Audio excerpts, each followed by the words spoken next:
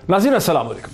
नाज़रीन, गुज़श्ता रोज़ की अगर हम अपोजिशन के क्लेम सुने और दावे सुने तो ऐसा लगता था अपोजिशन मीडिया पे जो दावे कर रही थी, आवाम के सामने जो दावे कर रही थी तमाम जमातें, तो ऐसा लगता था कि हुकूमत शायद जाने को है, अगर जाती नहीं है तो कम से कम बजट पास नहीं करवा सकेगी। लेकिन अब से चंद घंटे पहले हमने ये देखा कि बजट हुकूमत ने पहले से ज़्यादा अक्सरियत से पास करवा लिया। इस हद तक तो हुकूमत बहुत कामयाब नज़र आती है, लेकिन वफाकी हुकूमत के इत्तेहादी भी वफाकी हुकूमत से इंतहाई नाला हैं। अपोजिशन की जमातें हुकूमत के ख़िलाफ़ एक इत्तेहाद करते नज़र आती हैं, और न सिर्फ अपोजिशन की जमातें इत्तेहाद करते नज़र आती हैं बल्कि मीडिया का एक बहुत बड़ा हिस्सा अपोजिशन की जमातों के साथ हमें खड़ा नज़र आता है। वो सूरत हाल जो कहीं चौथे बरस में होती है वो दूसरे बरस में हमें नज़र आ रही है। यहीं से मैं आज की इस बात का आगाज़ करना चाहूँगा। मुझे ज्वाइन कर रहे हैं पाकिस्तान तहरीक इंसाफ के सीनियर रहनुमा, पाकिस्तान के फेडरल मिनिस्टर फॉर प्लानिंग, इससे पहले पाकिस्तान के एक्स फाइनेंस मिनिस्टर जनाब असद उमर साहब। असद उमर साहब, अस्सलाम वालेकुम। आपको बहुत मुबारक हो कि आपकी पार्टी ने बजट तो मंजूर करा लिया। वालेकुम अस्सलाम, बहुत शुक्रिया। अच्छा, बजट तो पास करवा लिया, लेकिन आपके इत्तेहादी जो हैं, जो आपके वन ऑफ द की आपके जो एलाइज हैं जैसे PMLQ है, उनका ये कहना है कि हमने बजट में तो हुकूमत को वोट दे दिया है लेकिन हमारी डिमांड्स पूरी नहीं हुई, हम मज़ीद मुलाकातें भी अब नहीं करना चाहते प्राइम मिनिस्टर से, अब तो सिर्फ हम इंतज़ार करते हैं कि हमारी डिमांड्स कब पूरी होंगी। लेकिन जब जहाँ पे साथ मिलकर काम करते हैं, साथ घर में अगर बैठते हैं, तो वहाँ पर भी कुछ ना कुछ रंजिशें भी होती हैं, कुछ तकाज़े भी होते हैं। तो वो ज़ाहिर है जो एक इत्तेहाद है, कोalition है, उसके अंदर भी चलता रहता है, पार्टी के अंदर भी चलता रहता है। पार्टी के MNAs भी कहते हैं जी हमें ये चाहिए, या हमारा फलाना काम नहीं हो रहा। तो इस किस्म की बातचीत तो चलती रहती है, सियासत का हिस्सा होती है। लेकिन ये जो पिछले चंद दिनों से एक माहौल बनाया जा रहा था कि बस इमरान खान ये गए और वो गए, तो वो हमने आपको पहले भी बताया था कि ना ऐसा कुछ होने वाला है, ना जो ये चाहते हैं, जो इसकी उम्मीद रखते हैं, ना उनको ये उम्मीद रखनी चाहिए। तो अपोजिशन के साथ तो जाहिर है मुकाबला चलता ही रहेगा, लेकिन इत्तेहादियों के साथ जो है हम साथ बैठे भी हैं। और ये भी मैं बता दूं कि कुछ इत्तेहादियों के जो हमसे गिले शिकवे हैं वो जायज़ भी हैं। हर काम हमने जिस तरीके से हमें कर लेना चाहिए था वो नहीं कर पाए हैं। लेकिन जब कल भी ऐसे वज़ीर आज़म कह रहे थे कि आपको मेरी नीयत पे तो शक नहीं है ना, ये मैं वादा सिर्फ वो करता हूँ जो मुझे पता है कि मैं पूरा कर सकूंगा, जो मैं नहीं पूरा कर सकता वो मैं आपको बोलता ही नहीं हूँ। तो हो सकता है कोई देर हो जाए कभी कुछ चीज़ों के अंदर, और जाहिर है अभी जो पिछला टाइम गुजरा है, पिछले 3-4 महीने, तो वो तो कोविड की वजह से, जो कोरोना के असरात हुए हैं उसकी वजह से बहुत सारे काम डिले हुए हैं। लेकिन ऐसी कोई परेशानी की बात न थी, न है अभी। आपने कहा ना कि एक माहौल ऐसा चंद दिनों से बनाया जा रहा था कि प्राइम मिनिस्टर इमरान खान अब जा रहे हैं, पता नहीं जाने वाले हैं। कौन बना रहा था असद उमर साहब, आपकी दांस में आप क्या समझते हैं, कौन ये माहौल बना रहा था? तो जाहिर है ओपोजिशन जो है वो एक ये माहौल बनाने की कोशिश कर रही थी। हो सकता है कि उनमें कोई उम्मीद पैदा भी हो गई हो। तज्जिया निगार हर किस्म के होते हैं, और कई लोगों के तज्जिए के अंदर बहुत बड़ी दरार पड़ चुकी थी, तहरीक इंसाफ तितर बितर हुई भी थी। फिर अल्हम्दुलिल्लाह कुछ हमारे दोस्तों ने भी उसके अंदर अपनी बातें करके उसके अंदर मजीद रंग भर दिया। लेकिन मेरे ख्याल में पहले भी यही कह रहा था, वो सूरत हाल को मुकम्मल तौर पर मिसरीड कर रहे हैं, और ज़मीन पर ऐसी कोई हालात नहीं है। फिर मुझसे किसी ने कहा कि जी वो फलाने साहब जो हैं वो तो वज़ीर आज़म बनने के दावेदार हैं और वो कुर्सी पे बैठने में 2 मिनट नहीं लगाएंगे। मैंने कहा यार 184 वोट हैं तहरीक इंसाफ के कोalition के अंदर, अब उसमें से 4 वोट जो है BNP के नहीं है, तो वो जो बाकी 184 में से शायद 182 बंदे जो हैं वो कुर्सी पे बैठने को तैयार हो जाएं, लेकिन कुर्सी पे बैठेगा वो जिसके पीछे कोई खड़ा होने को तैयार हो, और इमरान खान के अलावा किसी के पीछे इस वक्त लोग खड़े होने को तैयार नहीं है। तो इसलिए ये ऐसी एक हवाई तज्जिए होते हैं और ऐसा शोर पैदा किया जाता है कि लोगों को लगता है कि शायद बस ये कल होने ही वाला है। अब देखिए, आपने चूंकि जिक्र किया कि दोस्तों ने भी कुछ ऐसी बातें कर दी जिससे ये गलतफहमियां बढ़ गई, तो ये फवाद चौधरी साहब ने जो इल्ज़ाम आप पे और जहांगीर खान तरीन साहब के हवाले से लगा दिया, इसका क्या बैकग्राउंड है? सर ये तो फवाद चौधरी साहब बता सकते हैं आपको। इसी कमरे में जिसमें मैं बैठा हुआ यहीं पे उससे अगले दिन आए थे, हमारी कामयाब जवान प्रोग्राम के सिलसिले के अंदर मीटिंग थी, तो मैंने उस वक्त भी फवाद चौधरी को यही कहा था कि मैं उनके तज्जिये से मुकम्मल तौर पर इत्तेफाक नहीं करता, और फवाद चौधरी साहब ने कहा कि जी मैं अपने मौक़िफ़ के ऊपर पूरी तरीके से कायम हूँ। तो हम दोनों का अलग अलग सियासी तज्जिया है। मेरे ख्याल में मेरा जो तज्जिया है वो ज़्यादा हकीकत के करीब है, वो समझते हैं, उनका तज्जिया जो है वो दुरुस्त है। नहीं, उनके तज्जिए के तो बहुत से पहलू थे ना। उनके तज्जिए आप कहते हैं मुकम्मल तौर पे इत्तेफाक नहीं करता, वो कौन सी चीज़ है जिससे इत्तेफाक करते हैं और किससे नहीं करते? नहीं, मैं तो कह रहा हूँ मैं मुकम्मल तौर पे इत्तेफाक नहीं करता। ये तो मैं कह रहा हूँ ऐसा नहीं है कि उसका कुछ पहलू है जिससे इत्तेफाक करता हूँ और कुछ से नहीं करता। देखिए, दो उन्होंने बुनियादी बातें की। एक तो उन्होंने कहा कि तहरीक इंसाफ फेल कर गई है डिलीवर करने के अंदर, मैं उससे बिल्कुल इत्तेफाक ही नहीं करता। मैं आपको एक बहुत लंबी फहरिस्त बता सकता हूँ कि तहरीक इंसाफ जो है वो क्या क्या चीज़ के अंदर पहले से मुख्तलिफ काम करने के अंदर कामयाब हुई और क्या कामयाबी उसने हासिल की, किस मुश्किल तरीके के हालात के अंदर भी हमने अबूर हासिल किया, इमरान खान की क़यादत के अंदर तहरीक इंसाफ ने डिलीवर किया। दूसरा उनका कहना ये था कि इसकी वजह, मैं तो पहले ही मफरूज़े पे एग्री नहीं करता, दूसरा ये था ये इस वजह से हो गया कि आपस में बेतहाशा लड़ाई है असद उमर और जहांगीर तरीन और शाह महमूद कुरैशी के ग्रुप्स की। पहली बात तो मैं उनसे पूछ रहा था, भाई मुझे बता दो यार मेरे ग्रुप में है कौन मुझे नहीं पता वो कौन सा ग्रुप है। और पार्टी के अंदर, हर सियासी पार्टी के अंदर लोगों की आपस में इख्तलाफ राय भी होती है, मुकाबला भी होता है। ये कोई पाकिस्तान के, मैं हर एक को बोलता हूँ कि वो डेमोक्रेटिक पार्टी के भी प्राइमरीज हो रही थी मोहित, तो उसमें अगर सिर्फ आप उर्दू तर्जुमे के साथ बताना शुरू कर देना कि डेमोक्रेटिक पार्टी के कैंडिडेट्स एक दूसरे के बारे में क्या कह रहे थे, तो आप दंग रह जाएंगे। आप बोलेंगे ये तो पाकिस्तान में ऑपोजिशन वाले नहीं ऐसी बातें करते। वो सब कुछ तो चलता है, लेकिन क्या जो तहरीके इंसाफ ने डिलीवर करना है, जब उसकी बात आती है, चाहे वो जहांगीर तरीन हो, वो शाह महमूद कुरैशी हो, असद उमर हो, फवाद चौधरी हो, हमने तो ये देखा है जब भी बाहर से मुकाबला आता है तो सब आपस में इकट्ठे हो जाते हैं। जब बाहर से मुकाबला नहीं होता, हमारा ये पुराना मजाक है कि जब बाहर किसी से मुकाबला नहीं हो रहा तो हम अंदर मुकाबला शुरू कर देते हैं। अच्छा, लेकिन उन्होंने तो ये कह के एक बड़ी अजीब सी कैफियत पैदा कर दी ना, ये कह के कि पहले जहांगीर खान तरीन साहब ने असद उमर को मिनिस्ट्री फाइनेंस से हटवा दिया, फिर असद उमर साहब जब वापस आए प्राइम मिनिस्टर के करीब तो उन्होंने जहांगीर खान तरीन को हटवा दिया। ये तो बाकायदा उन्होंने एक ब्लैक एंड वाइट किस्म का इल्ज़ाम लगा दी। वो ब्लैक एंड वाइट इल्ज़ाम, और इल्ज़ाम भी देखें, इल्ज़ाम किस पे लगा रहे थे वो इल्ज़ाम?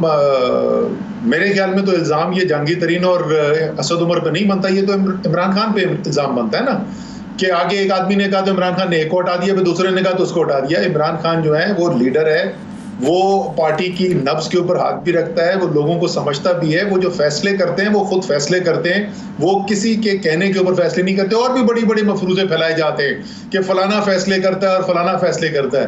फैसले इमरान खान खुद करते हैं। हो सकता है उनके फैसले से आपको इत्तेफाक हो सकता है ना इत्तेफाक हो, उनके हर फैसले से मेरे ख्याल में वो हर फैसला उनका दुरुस्त नहीं होता, लेकिन फैसले वो करते हैं, इसमें किसी को शक नहीं होना चाहिए। इसीलिए जिस दिन मैं रिजाइन किया था कैबिनेट से, उस दिन मेरी प्रेस कॉन्फ्रेंस में भी शाम को काशिफ अब्बासी के साथ प्रोग्राम था, वहां पे भी लोग पॉइंट ब्लैंक मुझसे प्रेस कॉन्फ्रेंस में पूछा गया कि क्या जहांगीर तरीन डेटा? मैंने कहा भाई मेरा वजीर आज़म इमरान खान है, इमरान खान ने फैसला किया, उनकी ज़हन के अंदर ये बेहतर फैसला होगा, कहानी खत्म होगी। मुझे आगे पूछना ही नहीं है कि किसने क्या कहा और क्यों बोला और नहीं बोला। जो फैसला इमरान खान ने कर दिया वो फाइनल हो गया, उसके बाद कोई मफरूज़े की और तशरीह की जरूरत ही कोई नहीं है। नहीं, अच्छा, आपकी इस बात में तो बहुत लॉजिक है कि फवाद चौधरी के कमेंट्स का तो मतलब ये बनता है कि वज़ीर आज़म ने गलत फैसले किए, जो भी फैसले किए वज़ीर आज़म ने किए। लेकिन फिर जब पार्टी के बहुत से लोगों की तरफ से ये डिमांड आई कि फवाद चौधरी ने डिसिप्लिन की खिलाफ वर्जी की है, उनसे रेजिग्नेशन मांगना चाहिए, तो प्राइम मिनिस्टर ने कोई डिसिप्लिन भी उनको नहीं किया। अगर प्राइम मिनिस्टर को पता ही नहीं चला कि फवाद चौधरी क्या कह रहे हैं। सर, मेरे सामने तो किसी ने ये मुतालबा नहीं किया वज़ीर आज़म से कि फवाद चौधरी को से इस्तीफ़ा लिया जाए, ये मेरे सामने कम से कम नहीं हुआ। लेकिन प्राइम मिनिस्टर ने फवाद चौधरी को अपने ख्यालात का इज़हार भी कर दिया था। सो ऐसा नहीं है कि उन्होंने फीडबैक नहीं दी थी। जैसे मैंने कहा कि वो जो भी फैसला करना है या जो भी फैसले होते हैं वज़ीर आज़म करते हैं, सोच समझ के करते हैं। और ये दोनों जो लोगों ने एक तासुर देने की कोशिश की, एक ये कि फैसले कहीं और होते, वो भी बिल्कुल गलत बात है जिसका हकीकत से दूर दूर तक ताल्लुक कोई नहीं है। और दूसरा ये भी कहा जाता है कि वो बहुत ज़्यादा लोगों को समझते नहीं हैं और लोगों को समझने में वो उनकी कमज़ोरी है। मेरा अपना ज़ाती तजुर्बा ये रहा है कि एक्चुअली वो बहुत अच्छा रीड करते हैं इंसान को। हमेशा वो उस इंसान को शायद पता ना चलने देते हो कि उनकी उसके बारे में क्या रीड है, लेकिन रीड कर लेते हैं वो इंसान को। अब एक मीडिया का हिस्सा कह रहा है कि फवाद चौधरी को कल डिनर के बाद वज़ीर-ए-आज़म ने बुलाया और उनको मुबारकबाद दी। वेंटिलेटर वाली जो उन्होंने एक खबर है कि साइंस एंड टेक्नोलॉजी में पाकिस्तान ने बड़ी कामयाबी हासिल कर ली है, तो यहाँ फवाद चौधरी ने ऐसा कौन सा काम किया है कि वज़ीर-ए-आज़म उनको मुबारकबाद दे? अच्छा काम जो किया है तो उसके ऊपर मुबारकबाद देनी चाहिए। मैं आपको एक बात बताऊं, मैंने खुद वज़ीर-ए-आज़म को कहा था कि ये कोविड के अंदर जो है उसमें जो साइंस एंड टेक्नोलॉजी की तरफ से फवाद चौधरी ने बड़ी एनर्जी के साथ लीड फराहम की है और ये मैं फवाद को भी बोल चुका हूँ। तो जो अच्छा काम करते हैं उससे उसकी तारीफ भी करनी चाहिए अपने टीम मेंबर की, और जो आपके ख्याल में टीम मेंबर कोई गलत बात करे तो उसके फेस पे उसको मुंह पे बता देना चाहिए कि मेरे ख्याल में मैं इस बात से आपकी इत्तेफाक नहीं करता। सिर्फ पीछे छुप के बात नहीं करनी चाहिए। तो जिस बात से मैं फवाद चौधरी की इत्तेफाक नहीं करता वो मैंने बरमला उनसे भी कह दिया, मैं टीवी पे भी कह रहा हूँ। और साथ फवाद चौधरी जो अच्छा काम करते हैं वो देखें, ईद की तारीखें बेहतरीन आपको पहले बता देते हैं कि किस दिन ईद होगी। अच्छा, एक आखिरी क्वेश्चन इस हवाले से, जो एक चीज़ तो उन्होंने ये भी कही ना कि हमारे जो इतने अनइलेक्टेड लोग SAPM आगे हैं पार्टी में, उसकी वजह से पार्टी अपनी जो कमिटमेंट्स थी, अपनी जो एक आइडियोलॉजी या नज़रिया था या उसकी एक स्टैंडिंग थी पब्लिक के सामने, उससे पीछे हट गई है। इस पे आपका क्या मौक़िफ़ है कि जो आपकी पार्टी में प्राइम मिनिस्टर के आगे पीछे अनइलेक्टेड SAPM भर दिए हैं, जो पार्टी का हिस्सा भी पहले नहीं थे, उससे क्या हुआ है? उससे पार्टी का आप समझते हैं कि पार्टी और आवाम में दूरी हो गई? जिस दिन फवाद चौधरी को पार्टी में लिया ना इमरान खान साहब ने और उसके बाद इंफॉर्मेशन सेक्रेटरी बनाया, स्पोक्स पर्सन बनाया, तो उस वक्त बहुत सारे लोग पार्टी की ये कहते थे कि ये जो है नज़रिया पीछे रह गया क्योंकि इमरान खान ने फवाद चौधरी को ले लिया। बात बहुत सादा सी है मोहित, ये वोट बैंक है ना, ये 22 साल इमरान खान की मेहनत का वोट बैंक है। और जो असेंबली के अंदर बैठे हैं और फवाद भी ये बात बोलते हैं, वो कहते हैं जी मैं इमरान खान की बात सुनूंगा क्योंकि इमरान खान के वोट के ऊपर, मैं नाम के ऊपर मैं वोट लेकर आया हूँ और मैं इसलिए आज यहाँ पर बैठा हुआ हूँ। जिस दिन फवाद चौधरी के नाम पर वोट पड़ेंगे या सद उमर के नाम पे वोट पड़ेंगे या किसी और शख्स के नाम पे वोट पड़ेंगे ना, फिर फैसलों का हक की टीम कौन सी खिलानी है ये उस शख्स का होगा। आज जो इस वक्त असेंबली बैठी हुई है, जो आज टीम बैठी हुई है, इस वक्त जो हुकूमत बैठी हुई है, ये इमरान खान के वोट बैंक के ऊपर बैठी हुई है। तो ये फैसला तो इमरान खान ने करना ना मेरे भाई, कि उसको SAPM कहाँ चाहिए और उसको इलेक्टेड कहाँ चाहिए। हर एक की अपनी राय हो सकती है, लेकिन ये फैसला ना फवाद चौधरी कर सकते हैं ना असद उमर कर सकते हैं। ये फैसला करते भी इमरान खान है और करना चाहिए भी इमरान खान को। हाँ, मशवरे हम मुफ्त के दे सकते हैं, उसमें कोई हर्ज नहीं। अच्छा, अब आपने मैंने आज अभी उर्दू का एक कॉलम देखा हामिद मीर साहब का, जिस कॉलम का उन्वान है वो चोर ही अच्छे थे, वो चोर ही अच्छे थे। उसमें उन्होंने एक नई इस्तिलाह जो है वो सुनाई है, सुल्तान तवाहुद्दीन कशकोली। और बज़ाहिरन ये टर्म जो है ये प्राइम मिनिस्टर इमरान खान के लिए इस्तेमाल की जा रही है, सुल्तान तवाहुद्दीन कशकोली। ये मीडिया जो है ये क्यों आपकी पार्टी के इतने ख़िलाफ़ होता चला जा रहा है, इसको कैसे एक्सप्लेन करेंगे आप? सर ये तो आप मीडिया के मेंबर हैं, बहुत गहरी नज़र रखने वाले हैं। एक मेरे ख्याल में उन चंद एंकर्स में से हैं जो इंटेलेक्चुअल कैपेसिटी रखते हैं, तो आई एम श्योर कि इसका जवाब आपके पास बेहतर होगा। लेकिन जहाँ तक ये कशकोली वाली बात है ना कि और वो चोर ही अच्छे थे, इससे ज़्यादा खूबसूरत जो है वो इम्तजाज हो ही नहीं सकता। एक तरफ वो जिन्होंने ज़ात के लिए चोरी की और दूसरी तरफ वो जो कासा फैलाए अपनी आवाम की बेहतरी के लिए, किसी के सामने भी कशकोल रखने को अपनी शर्म नहीं महसूस करता, अपनी ज़ात के लिए नहीं। चाहे वो शौकत खानम हो, चाहे वो नमल यूनिवर्सिटी हो, चाहे वो सैलाब सदगान की मदद करनी हो, या वो पाकिस्तान की आवाम के लिए दूसरे ममालिक से मदद लेनी हो, वो पाकिस्तान की आवाम के लिए मांगता है, वो पाकिस्तान की आवाम के लिए मेहनत करता है। दूसरे जो हैं वो अल्हम्दुलिल्लाह बिल्कुल कशकोल नहीं उठाते, वो अपने लिए भी नहीं उठाते, वो अवाम के लिए भी नहीं उठाते, अवाम के ऊपर कर्जे चढ़ाते हैं और खुद अपने लिए जो है वो चोरी करके अपना माल पूरा कर देते हैं, जैसे कि टॉपिक के अंदर उसके टाइटल से ही मौजूद है। तो ये तो बड़ा खूबसूरत, इससे ज्यादा अच्छा और बेहतर इम्तिजाज बयान नहीं कर सकते थे वो जो दोनों साइडों का है। नहीं, ठीक है, कशकोली पे तो आप चले, कशकोल पे तो आप खुश हैं, कशकोली से पीछे सुल्तान तबाहुद्दीन भी लगाया हुआ है टाइटल के, कि मतलब ये वो सुल्तान है जिसने हम सबको तबाह कर दिया है। ये भी तो है ना टाइटल का हिस्सा। वैसे ये मोहित, ये भी बात वैसे अगर आप सोचें तो ये बात गलत नहीं की, सुल्तान ने तबाही तो बड़ी मचाई है। वो खानदान जो बारियां लगा लगा कर अरबपति, रुपयों में नहीं डॉलर में अरबपति बन रहे थे, जिनकी सल्तनतें कायम थी, उनको उसने 22 साल की जद्दोजहद से 8 लोगों से शुरू हुआ और उसने तहस नहस करके रख दिया। कोई जेल में पड़ा हुआ है, कोई मुल्क से भागा हुआ है, लोग अपने कोई बच्चों पे इल्जामात लगाता है, कोई साथियों पे इल्जामात लगाता है। तो ये तबाही तो बेतहाशा फैलाई है सुल्तान ने। नहीं, लेकिन ये कि ठीक है, ये इल्ज़ाम आपके हम सब शेयर करते हैं, लेकिन आपका जो पूरा निज़ाम है, हुकूमत है, वो किसी को सक्सेसफुली साबित भी तो नहीं कर पाई ना। FIR होती है, रेफरेंस, गिरफ्तारियां हो जाती हैं, रेफरेंस नहीं होते, रेफरेंस होते हैं, प्रूव नहीं हो पाते। तो वो भी एक मसला है कि आवाम फिर अब सोचती है कि अगर ये वाकई चार्जेस थे तो फिर प्रूव क्यों नहीं होते। सर ये बहुत बहुत जायज़ बात है आपने जो कही, और ये शायद जितना इस बात का इदराक और जितना इस बात से फ्रस्ट्रेशन इमरान खान में और हम सब के अंदर है, शायद अवाम से ज़्यादा है इस बात के ऊपर कि हमारा इतना कमज़ोर हमने निज़ाम बनाया हुआ है। लेकिन मैं फिर एक दफ़ा दोबारा मैं अपोजिशन के दोस्तों को भी बार बार याद दिलाता हूँ, अवाम को भी दोबारा याद दिला दूँ, ना ये कानून जो है नैब का, ये ना ये हमारा बनाया हुआ, ना जो यहाँ पर लोग लगे हुए वो हमारे लगाए हुए, ये उनका बनाया हुआ कानून है, ये उनके लगाए हुए लोग हैं जिनके जरिए उनका एहतसाब हो रहा है।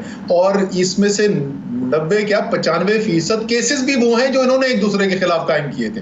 ना केस हमारा बनाया हुआ, ना कानून हमारा बनाया हुआ, ना लोग हमारे बनाए हुए, और बोलते हैं वो नैब न्याजी गठजोड़।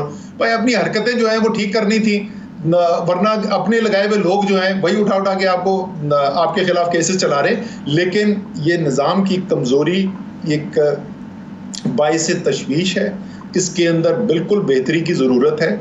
अच्छा बुरा जो भी है वो सालों नहीं चलना चाहिए। अगर किसी के ऊपर गलत इल्ज़ाम हुआ है तो उस गलत इल्ज़ाम से भी उसको बरी ज़िम्मा जो है वो जल्द हो जाना चाहिए। अगर किसी ने गलत काम किया है तो उसको कैफिर किरदार तक भी पहुंचा देना चाहिए। ये जो सालों खींचती रहती हैं बातें, ये वाकई में एक ऐसा निज़ाम है जिसमें तब्दीली की ज़रूरत है। मुझे एक ब्रेक लेने दीजिए असद उमर साहब, मुझे ब्रेक लेने दीजिए। ब्रेक के बाद असद उमर साहब के साथ इस बात को आगे बढ़ाते हैं, कुछ मुस्तकबिल के ऊपर भी नज़र दौड़ाते हैं आफ्टर द ब्रेक। नाज़रीन welcome back. Planning minister Asad Umar साहब, पाकिस्तान के एक्स फाइनेंस मिनिस्टर मेरे साथ हैं, उनसी बात को आगे बढ़ाते हैं। असद उमर साहब, एक दूसरा भी कॉलम है जो ज़्यादा सब्सटेंटिव कॉलम है इंग्लिश में, जो फ़हद हुसैन साहब ने लिखा है, जिसका उन्वान है किंग्स स्पीच। उसमें उन्होंने एक आखिर में एक आर्गुमेंट बिल्डअप किया। उन्होंने कहा कि प्राइम मिनिस्टर इमरान खान से बहुत सी जो गलतियां हो रही हैं, कम्युनिकेशन एरर्स उनकी स्पीच की, ये इसलिए हो रही हैं कि प्राइम मिनिस्टर के करीब एक सीनियर बंदा, चीफ ऑफ स्टाफ किस्म का होना चाहिए, जो बहुत सी चीज़ों को एक सेंस ऑफ डायरेक्शन दे सके। फॉर इंस्टेंस वो उसामा बिन लादेन की उन्होंने बात कर दी, वो शायद ना करते, उनकी स्पीच में और बहुत कमज़ोरियाँ थी, वो नहीं होती। कोई ऐसा होना चाहिए जो प्राइम मिनिस्टर को फैक्ट, स्टेटिस्टिक्स और चीज़ें दे। ऐसा कोई बंदा नहीं है प्राइम मिनिस्टर के साथ।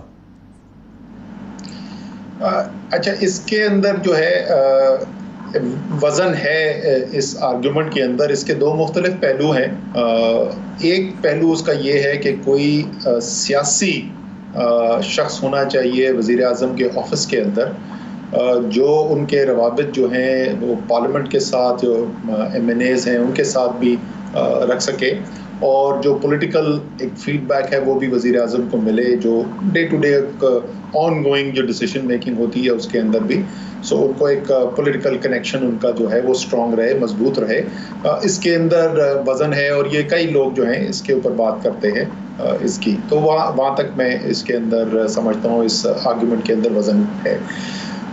जहाँ तक स्पीच का ताल्लुक है, मैं 2013 में मैं नेशनल कैंपेन मैनेजर था PTI का। तो उस वक्त भी बहुत लोगों का ये डिमांड होता था कि स्पीच राइटर होने चाहिए और इमरान खान के पास रिटन स्पीच होनी चाहिए, क्योंकि जब वो बात करते हैं तो वो बात करने में ऐसी बात भी कर देते हैं जिसके बाद जो है वो बड़ा कंट्रोवर्सी क्रिएट हो जाती है, एटसेट्रा एटसेट्रा। मैं उस दिन भी इसके खिलाफ था और मैं आज भी उसके खिलाफ हूँ। जो नेशनल स्पीच है मैं वही समझा रहा हूँ आपको, as the head of the government कोई फॉर्मल स्पीच है, यूनाइटेड नेशंस में बात करनी है, इंटरनेशनल वो, और या कोई बहुत सीरियस पॉलिसी स्टेटमेंट देनी है, वहां पे तो एक बड़ी स्ट्रक्चर्ड स्पीच और उस तरीके से हो वो दुरुस्त बनता है। जब सियासी बात की बात होती है, अवाम से बात करने की, इमरान खान की सबसे बड़ी स्ट्रेंथ क्या है? क्या इमरान खान को लोग इसलिए सपोर्ट करते हैं कि वो समझते हैं कि वो एडमिनिस्ट्रेटर बहुत अच्छे हैं, या ये कि वो सबसे अच्छे मुकर्रर हैं? ये सब चीजें नहीं है, या वो बहुत बड़े एक सियासी खानदान की कोई गद्दी के जानशीन है, ये वजूहत नहीं है। इमरान खान को लोग बुनियादी तौर के ऊपर, जाहिर है एक दो से ज्यादा वजह होती है, बस दो बड़ी वजह जो है क्यों पाकिस्तान के अवाम को सपोर्ट करते हैं। एक, वो समझते हैं इमरान खान सच्चा आदमी है, जो उसके दिल की बात होती है वो उसकी जुबान के ऊपर होती है, और वो जो हमसे करता है बात वो दिल से करता है। और दूसरी कि वो दलेर आदमी है, वो फैसले करते हुए डरता नहीं है, जो चीज दुरुस्त होगी, जो हक पे होगी, जो इंसाफ पे होगी, जो बेहतरी के लिए होगी, वो उसके लिए मुश्किल से मुश्किल फैसला करने को तैयार है। अगर आप तहरीक इंसाफ के वोटर से जाके बात करेंगे तो निचोड़ आपको ये नजर आएगा इन चीजों का। तो इमरान खान की बिल्कुल प्रिपेयर्ड टेक्स्ट हो जिसमें बहुत अच्छे स्पीच राइटर, मेरे ख्याल में इमरान खान को ही खत्म कर देंगे। इमरान खान की जो स्ट्रेंथ है, दिल से बात करते हैं, और मैं एक नहीं, मैं आपको 50 एग्जाम्पल दे सकता हूं। वो स्पीचेस जो अवाम पे सबसे ज्यादा असर छोड़ती हैं वो होती हैं इमरान खान की, जहां वो उन मौजूआत पर बात करते हैं जो उनके दिल के करीब हैं, वो जो पैशन से, वो जो जज्बे से बोलते हैं, जिस वो यकीन से बोलते हैं, और वही इमरान खान को मुनफरिद करता है बाकी जो पॉलिटिकल पार्टीज के लीडर्स हैं उनसे। अच्छा, अब ये खाली पे इमरान खान पे नहीं, मतलब एक आम तासुर हो गया कि जो भी मिनिस्टर कहीं पे भी जो बात करता है वो सोचता ज़्यादा नहीं है, सोचे समझे बगैर बात करता है। गुलाम सरवर खान साहब ने नेशनल असम्बली में PIA में फेक पायलट्स के हवाले से जो बात की, लाइसेंसेस के हवाले से, उसका नतीजा ये निकला है कि आयाटा ने उसका नोटिस ले लिया, यूरोपियन यूनियन के फ्लाइंग ऑर्गेनाइजेशन जो भी है एसोसिएशन, उसने भी ले लिया, और वियतनाम में जहां दर्जनों पाकिस्तानी पायलट्स मुलाजमत कर रहे थे उन सबको उन्होंने फिलहाल सस्पेंड कर दिया है till the verification of the licences. जो वियतनाम की वियतनाम सिविल एविएशन अथॉरिटी है उसने भी वहां पे एक्शन ले लिया, बाकी जगहों पर भी शायद ये एक्शन हो सकता है। तो क्या ये ज़रूरी नहीं है मिनिस्टर्स के लिए कि वो सोच समझ के बात करें और सोचें कि सिर्फ ऑपोजिशन पे वो हिट नहीं कर रहे, वहां पॉइंट स्कोरिंग नहीं कर रहे, बल्कि उसकी लार्जर इंप्लीकेशंस क्या होंगी? अगर आप मुझे इजाज़त दें तो मैं आपको एक शेर सुनाऊं जो मेरा बड़ा पसंदीदा शेर है, और मैं लोगों को ये मशवरा भी देता हूँ। लाजिम है दिल के पास रहे पासबान अक्ल, लेकिन कभी कभी इसे तन्हा भी छोड़ दें। तो जो बड़े फैसले होते हैं जिंदगी के, या बड़े कौमी फैसले जो हैं, उसमें अक्ल शऊर के बाद इंसान दिल से फैसले करता है, बड़े फैसले होते हैं, लेकिन जोर है कभी कभी पर। आप जो लाजिम में दिल के पास रहे पासबान अक्ल, तो जाहिर है कि जब आप मैटर्स ऑफ स्टेट क्राफ्ट से डील कर रहे हैं, जब आप गवर्नमेंट के डिसीजन मेकिंग कर रहे हैं, तो आपको बड़े सोच समझ के और नपे तुले अंदाज के अंदर आपने अपने फैसले कम्युनिकेट करने हैं। अवामी जो चीज़ें हैं और जो बड़े एक नज़्बुलैन के फैसले हैं वो अलग हैं, जिनका मैं पहले जिक्र कर चुका हूँ, लेकिन आपकी बात दुरुस्त है।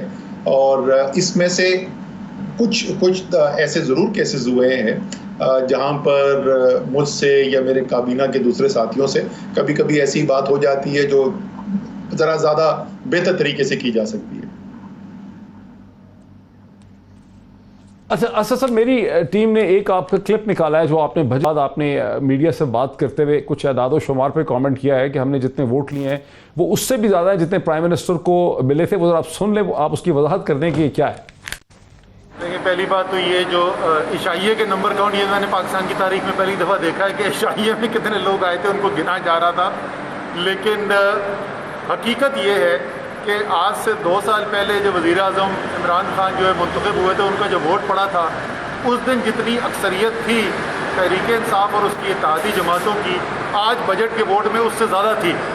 तमाम अपोजिशन के दावे, बुलंद बांग दावे, और कुछ अफलातून एंकर्स के तज्जिए और उनके दावे और नतीजा ये निकला कि पहले से भी ज़्यादा अक्सरियत बढ़ चुकी है। अच्छा सर, अब तो वोट पड़े 160, उस वक्त तो 172 मिनिमम चाहिए थे, 176 शायद पड़े थे, या आपने क्या कहना चाह रहे थे आप? नहीं, मैं अक्सरियत की बात कर रहा था भाई, थी वो मेरे से गलती होगी थी, इसलिए मैंने जो ट्वीट किया ना बाद में, तो वो ट्वीट में मैंने वो कंपैरिजन, जो वोट का कंपैरिजन है, वो पिछले साल के बजट से किया था। 29 की वोट की लीड थी पिछली दफा, इस दफा 41 की वोट की लीड है। जो प्राइम मिनिस्टर का इलेक्शन हुआ था तो उस वक्त हमारे 176 वोट थे, और उस वक्त ऑपोजिशन के पास, उसमें कुछ ड्यूल सीट्स होती हैं तो कुछ सीट्स उसके अंदर फिल्ड इन नहीं थी, तो ऑपोजिशन से हमारा गैप जो है वो लगभग 25 वोट्स का गैप था। मुझे एग्जैक्ट नंबर नहीं याद, बट लगभग 25 वोट्स का गैप था, जो अब 41 का गैप हो चुका है। लेकिन वो वोटिंग, जो एक्चुअल वोटिंग हुई थी, उसके अंदर बहुत सारे ऑपोजिशन वालों ने वोट ही नहीं किया था, तो आई थिंक शहबाज शरीफ साहब को सिर्फ 96 वोट पड़ा था उस वक्त। अच्छा, ब्रेक से पहले एक चीज़ की मुझे थोड़ी सी वजाहत कर दें कि आप कैसे एक्सप्लेन करेंगे एक आम आदमी को कि एक ही दिन में आपकी हुकूमत ने महज चंद हफ्ते नीचे रखी पेट्रोल की कीमत, फिर एक ही दिन में 25 रुपये उसकी कीमत बढ़ाई, जबकि पेट्रोल माफिया होर्डिंग हो रही थी आपकी हुकूमत के। खुद लोग कहते हैं कि ऑयल मैनेजमेंट जो कंपनीज़ हैं, ऑयल मार्केटिंग कंपनीज़, OMCs जो हैं, इन लोगों ने होर्डिंग की छुपाया, बजाय इसके कि होर्डर से निपटते आपने तेल की कीमत बढ़ा दी 25 रुपये एक दिन में। ये अभी आप मुझसे पूछ रहे हैं या ब्रेक के बाद पूछना चाहते हैं? नहीं, मैं ब्रेक से पहले कह रहा हूं कि इसको तो कम से कम एक्सप्लेन करें। बर्निंग क्वेश्चन है लोगों के जहन में कि हुकूमत इतनी कमजोर है। मैं समझ गया। देखिए, इसका जो एग्जैक्ट जो डिसीजन मेकिंग का इसकी जो चेन है पेट्रोल प्राइस इंक्रीज की, उसके अंदर मैं शामिल नहीं हूं, तो मैं उस डिस्कशन के अंदर हिस्सा नहीं था। मुझे नहीं पता कि एग्जैक्टली क्या थिंकिंग के साथ किया गया था। जो मुझे देखने में जो नजर आता है वो बड़ी बात को इतनी कोई मुश्किल बात नहीं है। कोरोना के बाद दुनिया में मईशत के ऊपर जो असरात पड़े वो पिछले एक सदी में उसकी कोई नज़ीर ही नहीं थी, और उसमें एक जो चीज़ जो नज़र आई, जो मुख्तलिफ असरात आए, उसमें से एक चीज़ ये थी कि तेल की कीमत में एकदम से बहुत ज़्यादा कमी देखने के अंदर नज़र आई, और पिछले चंद माह के अंदर जो है वो तेल की कीमत जो है वो कई सालों में जितनी नहीं नीचे गई थी वहां तक चली गई। हमारा जो मिडल ईस्ट का और ब्रेंट ऑयल जो है वो 18-19 डॉलर पे आ गया, उससे पहले वो $40 के करीब लगभग था, तो तकरीबन निस्फ हो गया उसके अंदर। और वही आपको पाकिस्तान में भी नजर आया। पाकिस्तान में तेल की कीमत जो है वो भी कुछ 40 रुपए लीटर के लगभग उसके अंदर कमी आ गई। फिर पिछले 1.5 माह के अंदर दोबारा से तेजी से वापस कीमत बढ़ी, और वो वहीं पे तकरीबन 2 गुना बढ़ गई तो उस 2 माह के अरसे के अंदर। तो वो जाहिर है कीमत तो बढ़नी थी, प्राइस तो बढ़नी थी, और क्यों जिस तरीके से शार्पली वो नीचे गई थी वो इसी तरीके से शार्पली ऊपर भी जानी थी। आज भी उससे कम है कीमत जो आज से चंद महीने पहले थी। वो एक गो के अंदर क्यों किया गया, वो फौरी तौर पे क्यों किया गया, मैं उसके अंदर कल काबीना होगी, उसके अंदर ये सवाल पूछे जाएंगे तो पता चल जाएगा। लेकिन मोटी मोटी बात ये है, जिस वक्त तेल की कीमत नीचे गई तो प्राइसेस नीचे आ गई पाकिस्तान के अंदर भी, और जब वो वापस से ऊपर गई तो उसमें इजाफा हुआ कीमत के अंदर। अच्छा, मुझे एक ब्रेक लेने दीजिए। ब्रेक के बाद मैं वापस आके आपसे समझना चाहूँगा कि आपकी हुकूमत अब तक अपनी कार्रवाई बता क्या सकती है अचीवमेंट की शक्ल में, जितनी मुखालफत आपके खिलाफ मीडिया और अपोजिशन में पाई जाती है। आफ्टर द ब्रेक नाज़रीन, वेलकम बैक। पाकिस्तान के प्लानिंग मिनिस्टर जनाब असद उमर साहब, पाकिस्तान के एक्स फाइनेंस मिनिस्टर इस वक्त मेरे साथ हैं। असद उमर साहब, इस वक्त एक बड़ा बुनियादी सवाल है, 8-9 मिनट हमारे पास है इसे एड्रेस करने के लिए। ये जो एक ऑपोजिशन में और मीडिया में, या बड़े बड़े जो मीडिया के ओपिनियन मेकर्स हैं उनके दरमियान एक इत्तेहाद है, उसमें शायद एक इनसिक्योरिटी है कि लोग समझते हैं कि आपकी हुकूमत के पास कंक्रीट टर्म्स में, मटेरियल टर्म्स में कोई अचीवमेंट नहीं है दिखाने की। आपने कहा था हम 10 मिलियन जॉब्स क्रिएट करेंगे, आपने 5 लाख हाउसिंग यूनिट बनाने की बात की थी, आपने इकॉनमी को बेहतर करने की बात की थी, लेकिन 2 बरस ख़त्म होने को हैं, 20 अगस्त को 2 बरस हो जाएंगे, और तमाम लोगों को ये लगता है कि आपकी हुकूमत के पास ना ये कि दिखाने को कुछ नहीं है, बल्कि अगले 12 महीने में भी कोई चीज़ ऐसी नज़र नहीं आ रही कि आप लोगों को दिखा सकें कि आपने कुछ किया है। इस पर आपका क्या रद्द-ए-अमल है? अच्छा जी, इसमें मोटी मोटी बात कर लेते हैं, 3-4-5 एरियाज को कवर कर लेते हैं। ज़ाहिर है कम वक्त के अंदर बहुत तफसील में नहीं जा सकते। स्टार्ट करते हैं जी फॉरेन पॉलिसीज। पाकिस्तान का मुकाम दुनिया के अंदर क्या है? क्या पाकिस्तान के बारे में खबरें लग रही थी तमाम दुनिया के अंदर, और दुनिया के लीडर्स पाकिस्तान के बारे में क्या कहते थे? हमें ओपनली ये कहा जाता था कि पाकिस्तान झूठ बोलता है। पाकिस्तान के बारे में ये कहा जा रहा था कि ये टेरर सेंट्रल, दहशतगर्दी का मरकज़ पाकिस्तान है। पाकिस्तान को डू मोर के ताने दिए जाते थे, धमकियां दी जाती थी। ये पाकिस्तान की सूरत हाल थी। उसी के साथ साथ भारत जो है वो दुनिया का डार्लिंग था, वो लिबरल था, वो डेमोक्रेटिक था, वो प्रोग्रेसिव था। पिछले 12 महीने का आप इंटरनेशनल मीडिया उठा के देखें, वर्ल्ड लीडर्स के बयानात उठा के देखें, पाकिस्तान जो है वो एक रिस्पॉन्सिबल स्टेट है।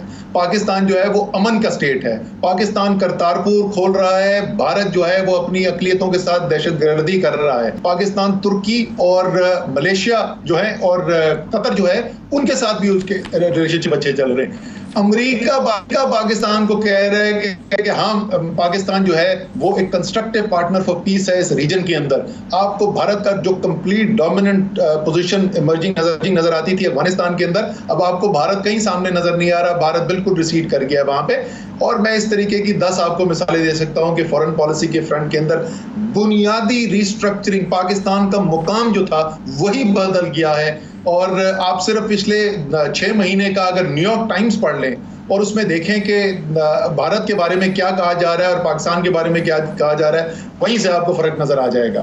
दूसरी चीज के ऊपर आपने खुद ही बार बार हिंदुस्तान की तरफ इशारा किया, कहीं उसकी वजह ये तो नहीं है कि आपकी परफॉर्मेंस से ज्यादा नरेंद्र मोदी की गलतियों की वजह से आपको एक स्पेस मिल गई है दुनिया में? सर, ये नरेंद्र मोदी वही नरेंद्र मोदी है जो 5 साल पहले भी था, जो 2 साल पहले भी था। उस वक्त नरेंद्र मोदी वही काम कर रहा था जो आज करता है, लेकिन पाकिस्तान के वजीर आजम की जुबान से कुलभूषण का नाम नहीं आता था। आज पाकिस्तान का वजीर आजम खड़ा हुआ पाकिस्तान की अवाम के अंदर, उसने दुनिया को बताया कि ये आरएसएस जो है, ये मोदी जो है, ये नाजी फिलॉसफी के फॉलोअर्स हैं, ये गोबल्स को फॉलो करने वाले हैं, ये वही माइनॉरिटीज के साथ करना चाहते हैं जो नाजीज ने कहा था। एक कंप्लीट रीओरिएंटेशन कर दी पाकिस्तान की पोजीशनिंग के अंदर। फिर आइए दूसरी चीज जो उसकी सबसे ज्यादा इमरान खान करते हैं। असद, ये मान लेते हैं कि आपकी फॉरेन पॉलिसी आपका एक स्ट्रॉन्ग प्लैंक है। ये मान लेते हैं, आपके क्रिटिक को भी मानना पड़ेगा कि फॉरेन पॉलिसी आपकी हुकूमत की एक आपकी कामयाबी है, वो आपका स्ट्रॉन्ग प्लान है। लेकिन जितनी फॉरेन पॉलिसी कामयाब है उतनी ही माशी पॉलिसी बदहाली का शिकार है।